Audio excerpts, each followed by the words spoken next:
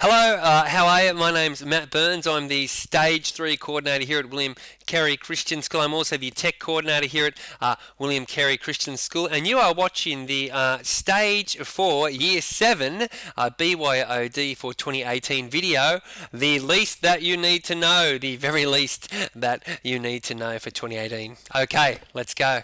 Okay, so 2018 is just around the corner and you need a digital device, or rather your son or daughter needs a digital device. And a digital device for Year 7 is compulsory. They've got to have one. The question is, which one? Well, let's have a look at a couple of the options and some of the specifications now.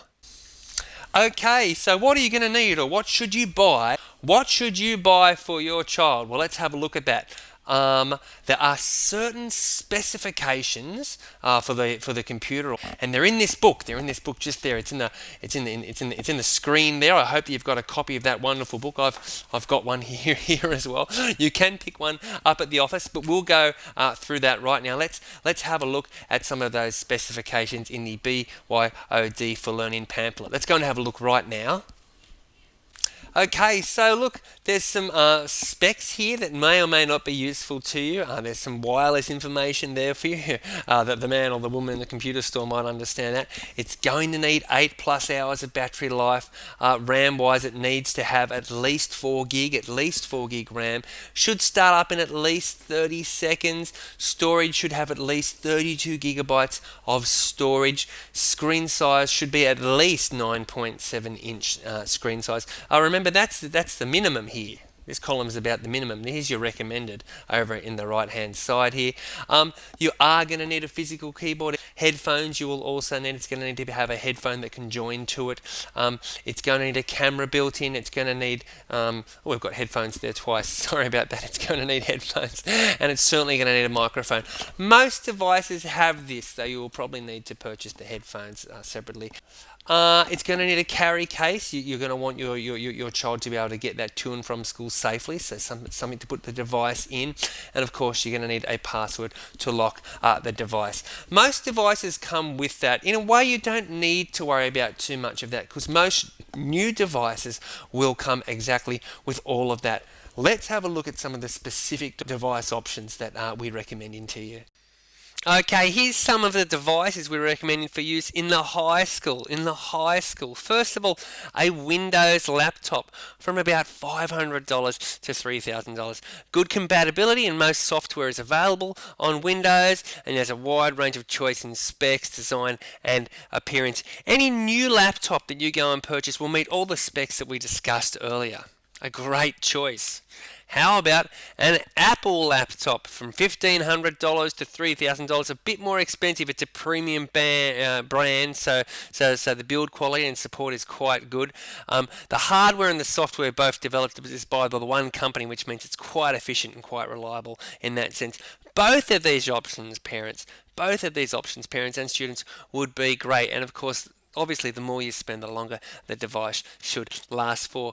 It's worth repeating, in high school, a laptop is expected. No iPads, no tablets, a laptop. Here's the software you're going to need in Year 7. You're going to need a web browser. It should really come with the device. Something like Firefox or Chrome. Something you can go on the internet with. You're going to need something you can write with and present with, something like Word or Office, and that is actually free to students through the school. That said, we use a lot of Google Docs or Google Slides, which is a bit like PowerPoint. And that's available free through Google, so that's an option as well. There are some multimedia suite options there as well that we may or may not use. It would be good to have a video editor on the device, though it's not essential.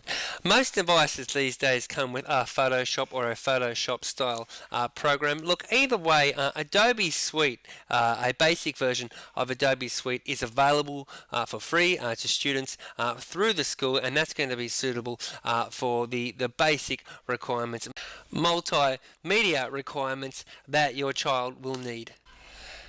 Again, all this I'm talking about with you is in this pamphlet, the BYOD for Learning pamphlet. Please do pick up a copy before, and pick up a coffee as well before you go shopping this Christmas.